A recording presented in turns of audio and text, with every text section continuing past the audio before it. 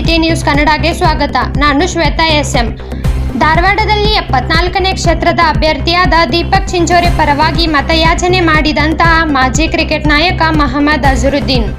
ಕರ್ನಾಟಕ ವಿಧಾನಸಭಾ ಚುನಾವಣೆ 2023 ಧಾರವಾಡ 74ನೇ ವಿಧಾನಸಭಾ ಮತಕ್ಷೇತ್ರದ ಬೃಹತ್ ಶೋ ನಿನ್ನೆ ಜುಮ್ಮಾ ಮಸೀದಿ ಪೆಂಡಾರ್ ಗಲ್ಲಿಯಲ್ಲಿ ನೆರವೇರಿತು. ಈ ಕಾರ್ಯಕ್ರಮದಲ್ಲಿ ಕಾಂಗ್ರೆಸ್ ಮುಖಂಡರಾದ ಇಸ್ಮಾಯಿಲ್ ತಮಾಟ್ಕರ್ ಅವರ ನೇತೃತ್ವದಲ್ಲಿ ಹಮ್ಮಿಕೊಳ್ಳಲಾಗಿತ್ತು. ಈ ಕಾರ್ಯಕ್ರಮಕ್ಕೆ ಮುಖ್ಯ ಅತಿಥಿಗಳಾಗಿ ಆಗಮಿಸಿದ ಮಾಜಿ ಕ್ರಿಕೆಟ್ ನಾಯಕ ಹಾಗೂ ಕಾಂಗ್ರೆಸ್ ಪಕ್ಷದ ಮಾಜಿ ಸಂಸದರಾದ ಮೊಹಮ್ಮದ್ ಅಜರುದ್ದೀನ್ ಆಗಮಿಸಿ ದೀಪಕ್ ಚಿಂಚೋರೆ ಪರ ಮತ ಯಾಚನೆ ಮಾಡಿದರು. ಈ ವೇಳೆ ಅಜರುದ್ದೀನ್ ಅವರನ್ನು ನೋಡಲು ಜನಸಾಗರ ಹರಿದು ಬಂದಿತ್ತು. ಪ್ರತಿಯೊಬ್ಬರು ಅವರ ಜೊತೆ ಸೆಲ್ಫಿ ತೆಗೆದುಕೊಳ್ಳುವ ದೃಶ್ಯ ಕಂಡು ಬಂದಿತು. ಈ ಸಂದರ್ಭದಲ್ಲಿ ಎಐಸಿಸಿ ರಾಷ್ಟ್ರೀಯ ವಕ್ತಾರರಾದ ಶ್ರೀಮತಿ ಸಾಧನಾ ಭಾರತಿ ಸಾರ್ವಜನಿಕರನ್ನು ಉದ್ದೇಶಿಸಿ ಮಾತನಾಡಿದರು. ಈ ಸಂದರ್ಭದಲ್ಲಿ ಇಸ್ಮಾಯಿಲ್ ತಮಾಟ್ಕರ್, ದೀಪಕ್ ಚಿಂಚೋರೆ, ಅಲ್ತಾಫ್ ಅಳ್ಳೂರ್, ದಾನಪ್ಪ ಕಬೇರ್, ಪಾಲಿಕೆ ಸದಸ್ಯರಾದ ಶಂಭು ಸಾಲ್ಮನಿ, ತುಳಜಾ ಪೂಜಾರ್, ಪಕ್ಷದ ಮುಖಂಡರು, ಕಾರ್ಯಕರ್ತರು, ಅಭಿಮಾನಿಗಳು ಹಾಗೂ ಸಾರ್ವಜನಿಕರು ಉಪಸ್ಥಿತರಿದ್ದರು.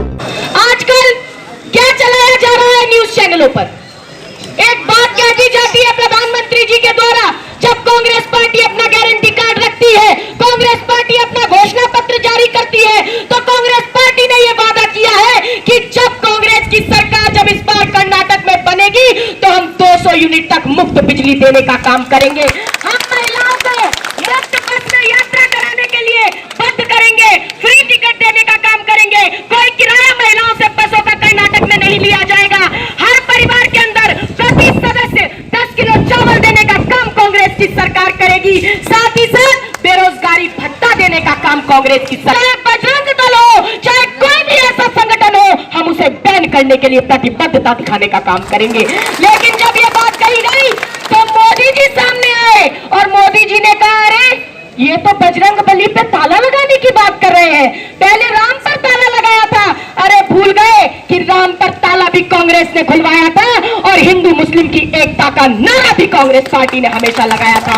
और आज भी कांग्रेस पार्टी हिंदू मुस्लिम सिख ईसाई आपस में भाई भाई के नारे को बुलंद करने के लिए आई है।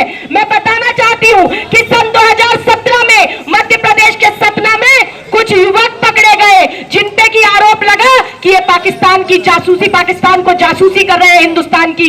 ऐसा जब नेटवर्क का भंडाफोड़ हुआ तो उस समय पर जो वर्तमान में भाजपा सरकार के मंत्री है ज्योतिरादित्य सिंधिया जी, उन्होंने कहा कि भाजपा ऐसी पहली पार्टी है जो आईएसआई प्रमाणित है और सबको पता है कि आईएसआई पाकिस्तान की खुफिया एजेंसी है। अरे आदरणीय मोदी जी, जिन्होंने बजरंग दल पर खुफिया एजेंसी होने का नाम लगाया, ऐसे ज्योतिरादित्य सिंधिया जी को तो आपने मंत्री बना के अपनी सरकार में रख रखा है। पहले उन्हें मंत्री पद से बर्खास्त कराओ, लेकिन कर्नाटका में आके बजरंग बली और बजरंग दल की तुलना कराकर चुनावी चक्रव्यूह मत रचाओ, भाई को भाई से लड़वाने का चक्रव्यूह मत रचाओ। आज मैं कहना चाहती हूँ कि मनोहर पारेकर जी गोवा के जब मुख्यमंत्री थे तब उन्होंने 2009 में राम सेना को बैन करने का काम किया था, तो क्या वो राम को अपमानित करने का काम कर रहे थे? नहीं। मैं पूछना चाहती हूँ कि अगर मोदी जी, अगर आप बैन करने की बात करते हैं, बजरंग बली और अली की जब बात लेकर आते हैं, तो साधना भारती ये कहना चाहती है कि भाई को भाई से मत लड़ाओ। आप तो भाई को भाई से इसलिए लड़ाते हो क्योंकि आप रामवादी नहीं हो, आप तो बजरंग बलीवादी भी नहीं हो, आप तो नफरती बजरंग दलवादी हो, आप तो नफरतवादी हो, आप मात्र वोटवादी हो। और मोदी जी वोट लेने के लिए कभी हिंदू मुस्लिम में द्वेष फैलाने की बात करते हैं। लेकिन साधना भारती ये कहना चाहती है कि जब चुनाव की आचार संहिता लग जाती है तो उस समय पर कोई भी व्यक्ति धर्म के नाम पर वोट नहीं मांग सकता। तो क्यों आदरणीय मोदी जी के ऊपर चुनाव आयोग ने कार्रवाई करने का काम नहीं किया? आज साधना भारती पूछना चाहती है कि नफरतों का असर देखो, जानवरों का भी बंटवारा हो गया, गाय हिंदुओं की हो गई और बकरा मुसलमानों का प्यारा हो गया। अरे मंदिरों में हिंदू, गिरजाघरों में ईसाई, गुरुद्वारों में सिख, तो मस्जिदों में देखे मुसलमान, ये सोचकर हुई परेशान कि कहाँ मिलेंगे इंसान। अरे ये पेड़ पौधे, ये पत्ते, ये शाखाएं भी परेशान हो जाए अगर परिंदे भी हिंदू और मुसलमान हो जाए। सूखे मेवे ये देखकर हैरान हो गए, न जाने कब नारियल हिंदू और खजूर मुसलमान हो गए। अरे न मंदिरों को जानते हैं, न मस्जिदों को जानते हैं, न शिवालयों को जानते हैं। जो भूखे पेट होते हैं वो बस निवालों को जानते हैं, बस निवालों को जानते हैं। अंदाज जमाने को खलता है कि साधना भारती का चिराग हवा के खिलाफ क्यों जलता है। अरे साधना भारती